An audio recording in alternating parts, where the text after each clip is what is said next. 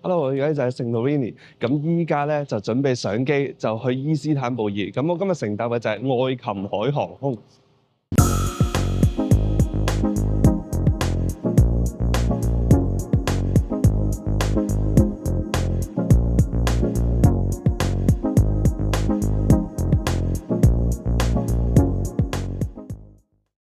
大家好，我係 Lemon。今日呢條片咧帶大家飛一個希臘內陸加轉機出國嘅組合。今次咧就會乘搭愛琴海航空，由希臘著名嘅小島聖多里尼咧飛去雅典，然後再轉機去土耳其伊斯坦布爾。咁依家咧就喺我哋嘅旅程第一站聖多里尼嘅機場。咁先講下重點先。咁呢度咧係冇 lounge 嘅，咁所以咧今次咧係冇 lounge tour 嘅。咁成個機場咧，其實都真係好細嘅，係一個典型島嶼機場嘅風格。咁所以我建議大家咧，唔使話特登太早嚟個機場嘅，因為成個機場咧咩都冇。咁但係如果你真係咧早嚟咗機場嘅話咧，咁你都可以慢慢咁坐喺度欣賞下出邊個風景。我自己覺得咧都幾唔錯嘅。咁我第一次咧，即係由個登機大堂啦，咁然之後直接行到落嚟個停機坪，然後咧再自己行上機，真係第一次。好啦，上到機講下個位先。咁今次呢架機咧就係 A320嘅經濟艙啦。咁33佈局，短途標準配置，座位咧就係夠你坐啦。咁啊唔係俾你享受嘅。咁如果你隻腳咧好似我咁長嘅話咧，咁你有少少心理準備啦。你會同前邊嗰張凳咧，哇，建立到啲非常深厚嘅感情啊。咁至於設施方面咧，閱讀燈啊、出風口啊、行李架呢啲咧，咁啊梗係有啦。但係我哋現代都市人最重要嗰樣嘢 USB 插頭呢，唔好意思係冇嘅。咁所以提大家啦，上機之前呢，記住插個靚電先，唔好諗住到時插尿袋插電啊，唔建議。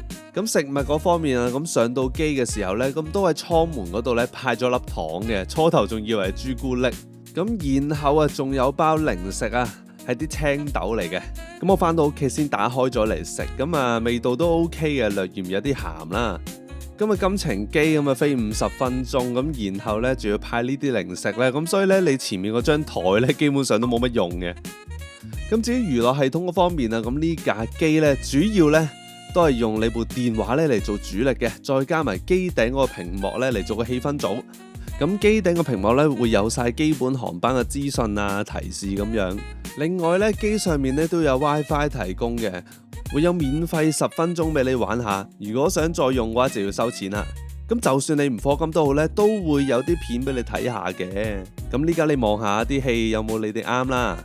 咁呢程機咧真係快到離譜啊！咁起飛之後咧望兩眼個海咧已經降落雅典啦。咁距離下一班機咧，大概仲有10個鐘嘅時間，咁所以咧落咗地之後咧，我就即刻去咗雅典嘅市區裏邊咧玩咗幾個鐘先翻機場。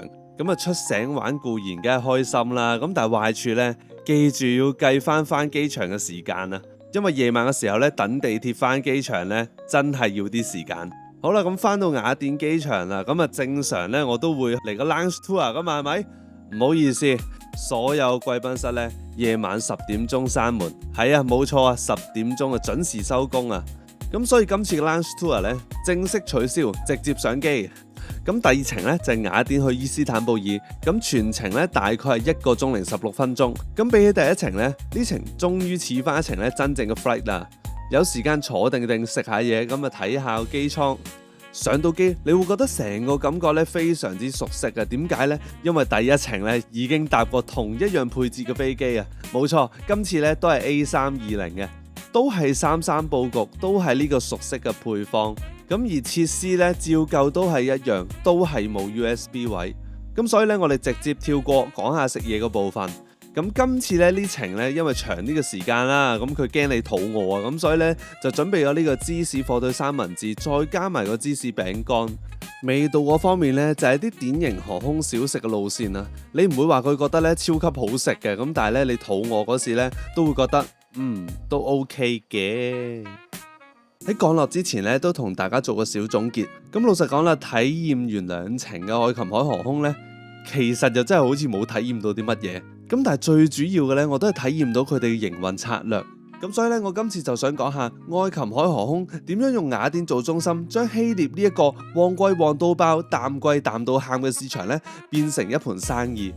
咁首先第一點咧就係佢用雅典嚟做個 hub。愛琴海航空最核心嘅地方咧就係雅典唔係淨係目的地，而係佢嘅轉機工廠。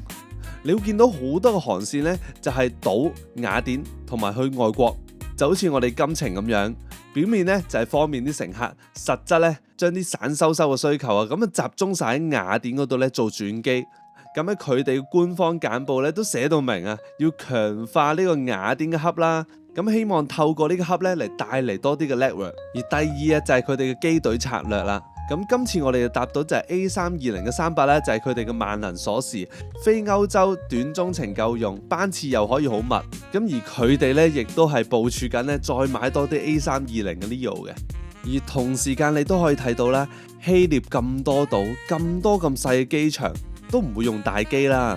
咁所以暫時見到未來都應該唔會有一啲遠洋嘅航線咧喺愛琴海航空嗰度出現嘅。第三點咧就係 Star Alliance 啊。咁愛琴海航空咧係星空聯盟嘅成員啦，咁加入 Star Alliance 最大嘅作用就係令雅典咧變成全球網絡入希臘嘅一個節點，再加埋 Miles Plus Bonus 咧綁住啲常客，咁啊提升翻個回頭率。咁當然最緊要嗰樣嘢咧就係啲 Miles 啊同埋啲 benefit 咧，咁啊可以用埋 Star Alliance 嘅成員咧咁啊享用到啊嘛。咁啊最後啦就係成個收益策略啦。其實好似呢兩程咁樣咁短程呢，其實比你好似 Emirates 咁樣咁豪華呢，其實都唔值得嘅。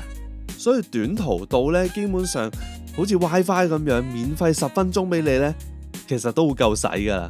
咁當然佢梗係會出啲 plan 呢，咁啊揾下你錢噶啦。咁用唔用呢，就係你自由啦。